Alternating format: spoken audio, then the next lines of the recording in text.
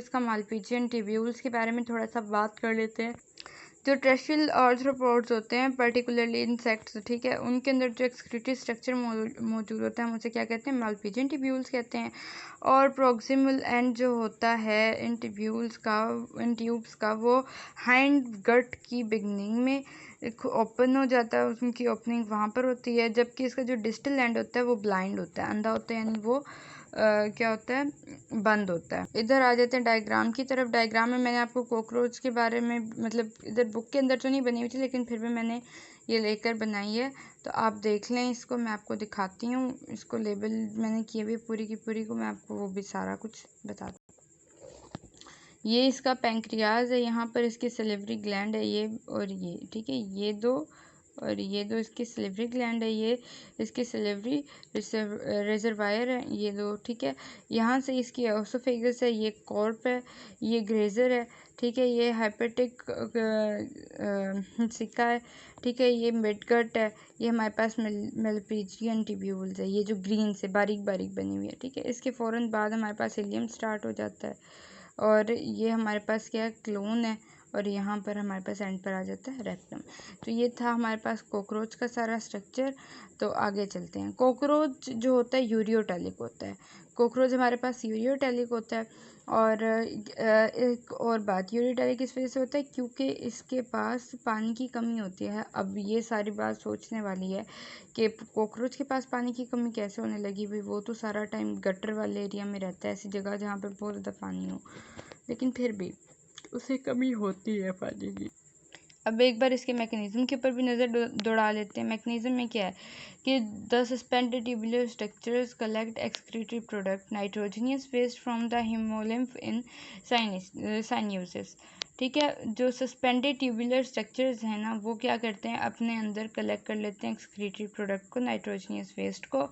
अब वो किस में से करते हैं, जैसे हमारी बॉडी के अंदर, हम ह्यूमंस हैं, हमारी बॉडी के अंदर हीमोग्लोबिन होता है, ठीक है, इसी तरह से इनकी बॉडी के अंदर हीमोलिम्फ होता है सिनियोसिस के अंदर, ठीक है। अब हीमोलिम्फ जो होता है वो हार्ट से, इनका जो हार्ट है वो पंप करता है हीमोलिम्फ को, और फिर क्या नाम है, ये पूरी बॉडी के अंदर जाती हैं, ठीक है। तो जब एक specific point in suspended tubular structures के पास पहुंचती है, वहाँ पर एक्सक्रीटरी प्रोडक्ट इनके अंदर जमा हो जाता है, और किसके अंदर से होता है, हीमोलिम्फ के अंदर से होता है, ठीक है।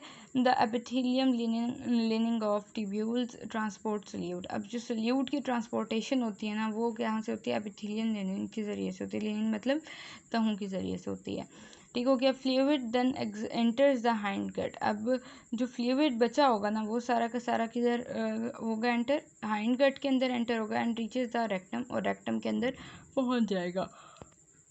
रेक्टम के अंदर पहुंचने के बाद क्या होगा कि इसके अंदर इससे रीऑब्जर्वेशन होगी, साल्ट और वाटर को दोबारा से रीऑब्जर्व कर लिया जाएगा, और नाइट्रोजनियस वेस्ट जो होते हैं वो एक्सर्ट हो जाएंगे as a semi solid excreta, ठीक है, in the form of uric acid and crystals. अब मैंने एक बात की कि ये यूरिकोटेलिक्स होते हैं, इसी वजह से होते हैं क्योंकि इनके अंदर ये ना अपने अंदर यूरिन बनाने की सलाहियत नहीं रखते हैं, ठीक है।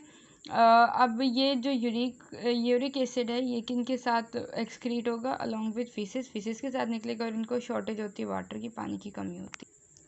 Relationship between nutritive and excretory system, ठीक है। न्यूट्रिटिव सिस्टम और एक्सक्रीटरी सिस्टम के दरमियान क्या ताल्लुक है, 3 मेन पॉइंट्स हैं, इनको तीनों को ध्यान से देखते हैं, ठीक है।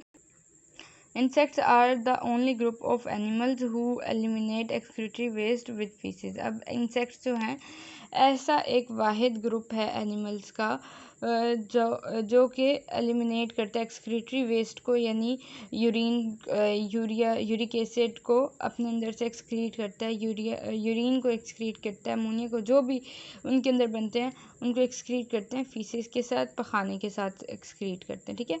आगे चलते हैं। Malpighian tubules are the only excretory system in animal kingdom, ठीक है। मालपीजियन ट्यूब्यूल जो होते हैं एनिमल किंगडम के अंदर क्या है कि वाहिद एक्सक्रीटरी सिस्टम है that are associated with the digestive tract, जो कि डाइजेस्टिव ट्रैक्ट के साथ क्या है, मुंसलिक है, जुड़ा हुआ है, ठीक है, डाइजेस्टिव ट्रैक्ट के साथ ही। यानी वेस्ट प्रोडक्ट जो सॉलिड है वो भी इधर से एक्सक्रीट होगा, और जो सेमी सॉलिड है या फिर लिक्विड है वो भी इधर से ही निकलेगा।